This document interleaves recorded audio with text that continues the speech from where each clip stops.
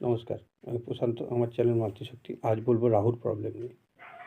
রাহুর প্রবলেম মানে জন্ম কুষ্ঠিতে অনেকের থাকে লগ্নে রাহু, অনেকের গুরুচণ্ডাল দোষ, অনেকের গ্রহণ দোষ।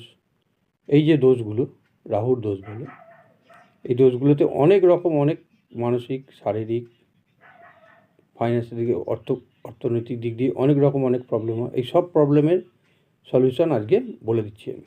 কী করবেন? যে কোনো কৃষ্ণ মন্দির, বাড়ির আশেপাশে যদি কোনো কৃষ্ণ মন্দির না থাকে, ভালো একটা কৃষ্ণ মন্দির দেখে ওখানে যাবেন।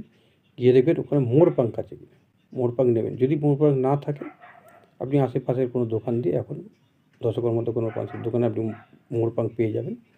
ওখানে গিয়ে 3টে, 7টা,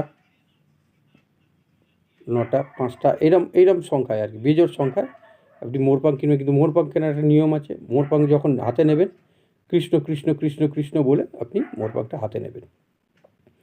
নিয়ে কৃষ্ণ মন্দিরে আসুন। আপনার সাধ্য মতো যা সাধ্য, সেই সাধ্য অনুযায়ী পুজো দিন। মোরপাঙ্কগুলো ঠাকুরমশাইয়ের হাতে দিন, দিয়ে বলুন পুজো হচ্ছে করে দিতে, যা যা নিয়ম করা ঠাকুরমশাই করে দেবেন। এবার আপনি ঠাকুরমশাইয়ের থেকে ওই মোরপাঙ্ক একটা চেয়ে নিয়ে আসবেন। একটা মোরপাঙ্ক চেয়ে নিয়ে এসে ওইটাকে কোনো রকম বোর্ডে বা কিছুর মধ্যে লাগিয়ে আটকে ওটা ফ্রেম করে আপনি দেয়ালে লাগিয়ে রাখুন। দেখবেন অভূতপূর্ব ফল পাবেন।